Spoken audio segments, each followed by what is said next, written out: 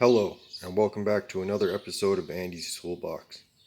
In this episode, uh, we're doing a massive tool haul. Everything that you see on this, well, for the most part, everything that you see on this workbench is new.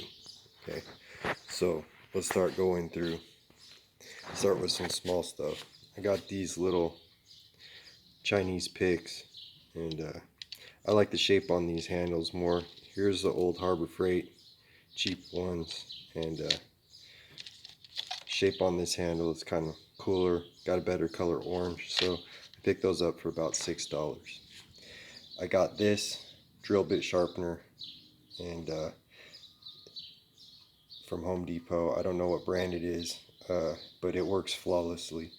I've never had a drill bit sharpener that worked this good. And I picked up a Thor Light aluminum rubber faced hammer, and also picked up a Picard German made. Oh, by the way, the Thors are made in England. Let's see if I can show you that. Made in England, right there. And picked up this Picard French style blacksmith hammer, and it's made in Germany.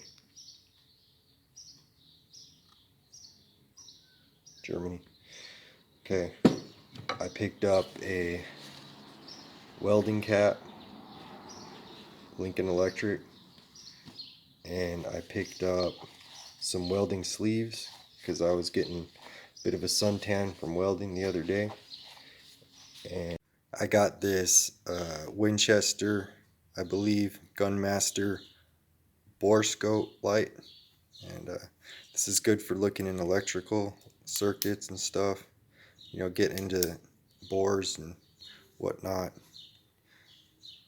And I picked up this from Harbor Freight, a weld thing apron, and I modified it because the stitching on the Harbor Freight was already coming off, so I pop riveted a piece of seat belt strap and took that one off, and then I cut the ones off of here and put a rope through. I'll do a review on that in another video because I shouldn't have had to do that. You know, it should be good from them, but I guess that's what happens when you every cut corners and whatnot. So also picked up this Yes Welder welding helmet with the American flag on it. It's beautiful. This has a special feature that that keeps it, you know, that green tint that most will have. This is like clear, you know. When you weld with this, it's like looking at a at something that's transparent. It's beautiful. It makes welding a cinch, so I picked that up. Moving to the left here, I got two Williams Electronics screwdrivers, one 6 and one 12, and I needed those for some under the dash work on my Volkswagen. I got a pair of Knipex pliers wrenches from the Home Depot. They're pretty decent, made in Germany. Let's see, what else do I have here? I picked up these Mac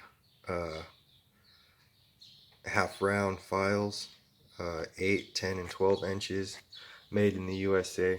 And I might add to that, you know, Mac files are probably the best I've come across, but I haven't used too many USA made files. We're going to be building up the file collection in the coming months, and buying a whole bunch of different types of files. So those are the first of many USA made files and German made files that I'll be buying. I bought this three flint heavy duty, super duty striker pad, Lincoln Electric. I got this, let's see if I can do this with one hand, mechanical caliper, focus, and what's cool about these calipers is it has two sets of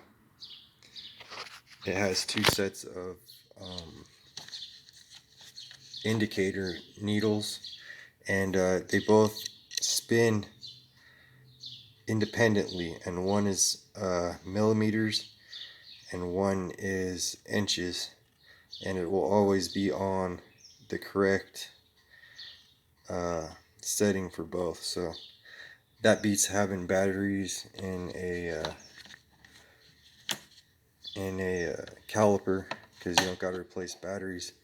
And remember guys, don't be using a caliper on electronics that are hot. Shock yourself. Okay, so moving on here, and don't drop them either, because that'll knock them out of calibration. I got this nozzle dip by Best Welds, and what you do with this is you dip your tip, your MIG tip in, or flux core tip, when it's hot, into this, and it keeps the buildup from collecting on the tip, so it'll be just like pretty much new, you know. So I got some of that. I bought one of these. I already had one. I bought another one from the Home Depot, Nicholson file handle. I really like those. Those are great. I got 4 Wilton brand 2-inch C-clamps. I got a smoking deal on eBay on those. I think I only paid about 50 bucks for all 4 of them. And then of course I'm doing some electrical work on my car. I got some super-sized, not a tool, but disconnects, 0.375 inches. And then if you don't have steel pop rivets and you're still using the crappy aluminum ones that they give you in your pop rivet kit, invest in some steel pop rivets. You know, I have some already. These are just different sizes, and buy steel pop rivets. Don't use aluminum. They're cheap, they'll break, they're weak. Okay guys, that'll wrap it up for this episode of Andy's Toolbox. These are the tools that I've got in the last month and a half or so, and I have a bunch more on the way. So sorry about that noise guys. Stay tuned. If you like the video, hit the thumbs up and subscribe. Thank you.